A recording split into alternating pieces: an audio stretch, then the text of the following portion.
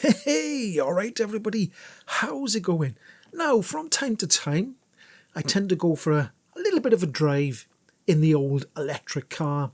I tend to do that more often than when I did have a petrol car because the fuel was a lot more expensive. Now the fuel's a lot cheaper. I too tend to sometimes just point the car somewhere and just go for a bit of a drive. Only for an hour or so, not like miles away, but I just tend to do that now and again.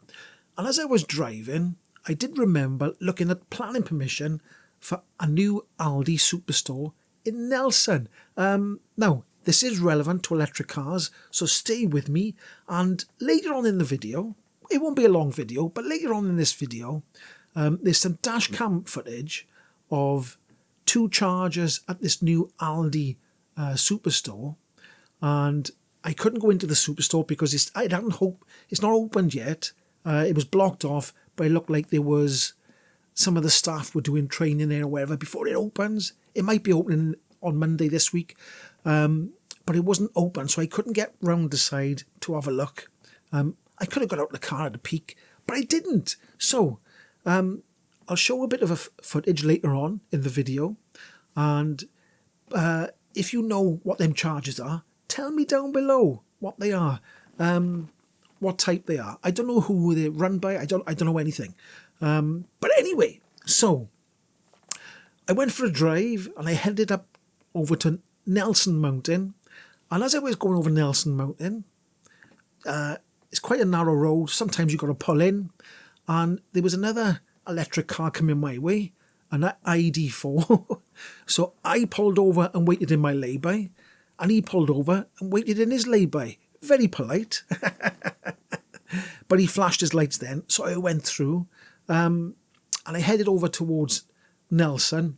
And I went to the Aldi, the new Aldi superstore that's just been built. So I'll put the footage in now of the two chargers.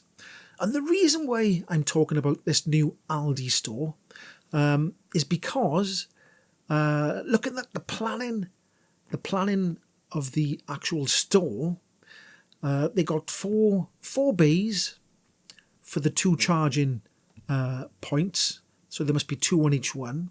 So there's 4 bays, 4 cars can charge.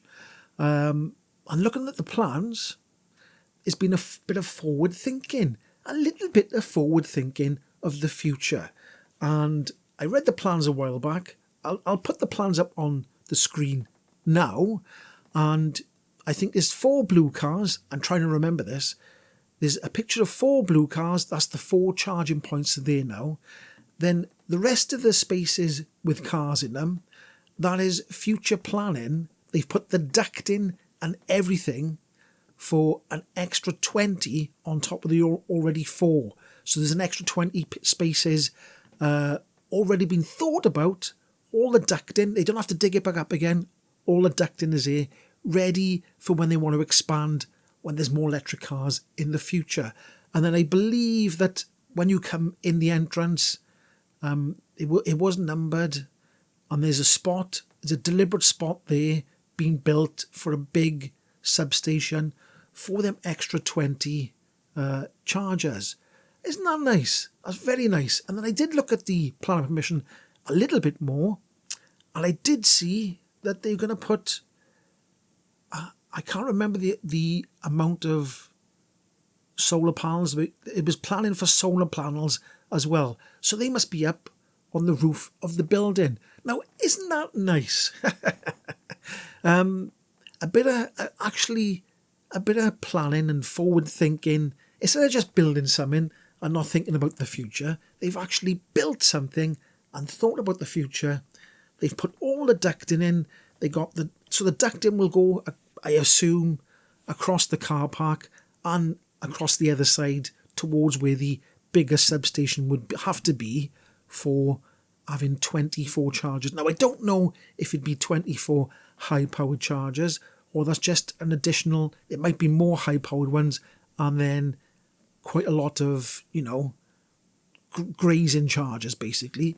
That might be the case. I don't know. The plans don't say that. They don't stipulate exactly what it's for.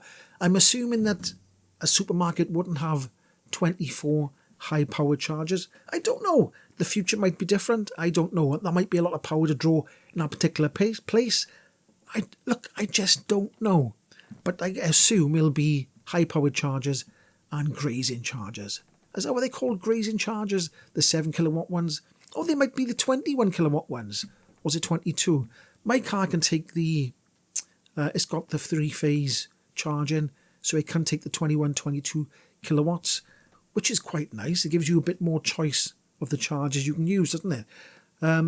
So there we go. So that was that, and I thought it was very nice that they've done a little bit of planning towards the future. What do you think? And if you saw the picture of the chargers, what make of chargers do you think they were? Now, before I finish this video, I started heading back, and I was coming down a hill, and all of a sudden, all the cars were covered in a thick, huge cloud of smoke. Massive. Probably the biggest smoking diesel vehicle I've ever seen in my life. It was absolutely ridiculous. My finger went straight towards the closing off the fresh air, went straight to recirculation as quick as I could, because it was thick. It was really dirty, thick black cloud. And I was thinking, you know, I know people drive petrol cars and diesel cars, and I don't want to demonise anybody. But, electric cars, they're just a better way, aren't they? They're just a better way. Because you do come across these... If a diesel goes a bit funny, then a lot of stuff comes out the back end, doesn't it? It does get a bit chuffy. But that was one of the worst I've seen. Have you seen... put in the comment section, have you seen a diesel vehicle chuffing out more chuff than the chuff that was coming out of that car? What car? I can't remember what car it was. But it was a little bit, putrid, black smoke. Anyway, that's the end of the waffle. If you did like this video, don't forget to comment down below. Don't forget about the chargers. Do you know what chargers they are? And have you seen any of the worst diesel cars bellowing out smoke like that? Don't forget to give it a like and subscribe, and I'll catch you in the next one.